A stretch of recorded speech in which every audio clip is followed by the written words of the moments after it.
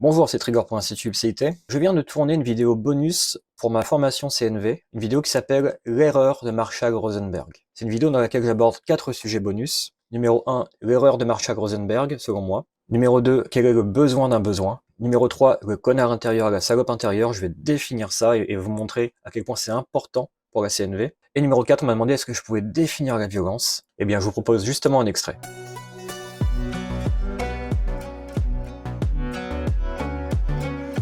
Ok, il y avait ensuite l'erreur de Marshall-Rosenberg.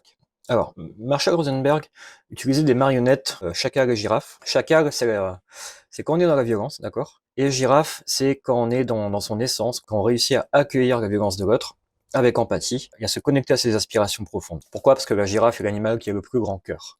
Et du coup, ces deux petites marionnettes, quand Marshall les utilisait, c'était très pertinent, parce que c'était une utilisation vivante avec des exemples qui étaient des vérités de moment. Parfois, on peut retrouver sur Internet, voilà, des gens qui reprennent ces animaux et qui en font des archétypes.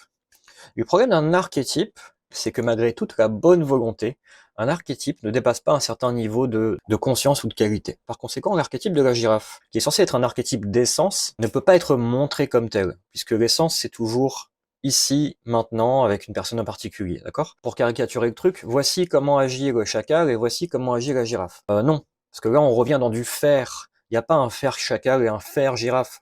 Vous voyez? C'est pour ça que ces archétypes-là sont mauvais. J'exagère un peu quand je dis que c'est l'erreur de Marshall-Rosenberg, mais de son utilisation à lui, c'était une utilisation vivante, donc il n'y a pas de souci. Mais quand on en fait comme ça des petites images sur Internet, bah parfois ça peut provoquer l'effet contraire, parce que les amis, les super empathes très yin, peuvent se prendre pour une girafe, d'un point de vue archétype, d'un point de vue du fer. Et en fin de compte, ça revient à transformer chacal et girafe en chacal violence yang et girafe violence yin, ce qui n'est pas du tout le propos. Le propos, c'est de dire yin et yang, c'est du chacal, d'accord? Et l'aspect girafe, c'est l'aspect empathique, harmonique qu'il y a dessus. Mais on peut pas faire des archétypes intégrés dans leur essence. Les archétypes sont forcément des égaux, d'accord? C'est-à-dire qu'on coupe le monde entre yin et yang, en fait. C'est ça, définir. Définir, c'est le mot veut dire ça et ne veut pas dire ça. Tandis que la violence n'a pas de définition puisqu'elle n'a pas de finitude. Donc il y a des choses comme ça qui existent sans définition. Ça veut pas dire qu'il n'y a rien derrière ou ça veut pas dire que ça veut rien dire. Mais ça veut dire que ce que ça veut dire, ça ne peut pas être défini. Par contre, ça peut être raconté, observé, vécu, ok?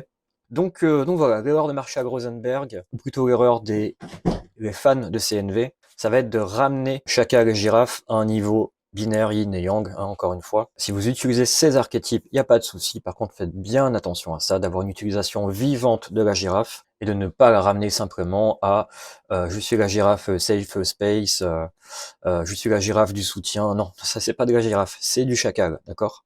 Voilà, j'espère que cet extrait vous a plu. Si vous voulez en voir plus, ça se passe dans la formation Violence et Harmonie, CNV par Trigor. Et à bientôt pour une prochaine vidéo.